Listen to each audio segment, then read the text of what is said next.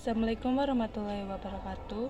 My name is Yukan Naisila from class 11 KKLP 2. Tragedy incident with the dog-cars. One day on a hot afternoon, my mother and I were going to MC our Mutiara Cahaya, which was in Slawi. At the time, I was 6 years old and I was still in kindergarten. I was with my mother when I went 3.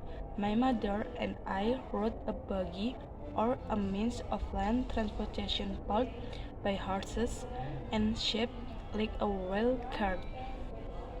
At the time, my mother and I were riding in the cart. The cart contained approximately 6 people, and I drove and I sat in the front with the driver. Then the car started turning. Usually, I was very happy at the time because I have loved riding the car since I was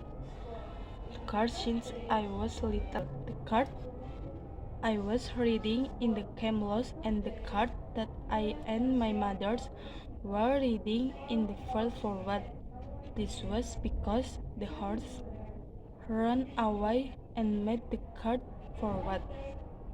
The driver of the cart immediately jumped down because he was crediting the cart that was lost on the bush highway so as not to disrupt the motorists who were driving on the road. All the passengers on the cart panicked, especially me who was in the front seat of the cart. Then I cried because I was scared, and lucky my mother parked my body. When the cart came off land, I was injured from falling forward. I and all the passengers got off the car. Unfortunately, none of the passengers were injured, but the car that ran away was difficult to control because it was quite large, and the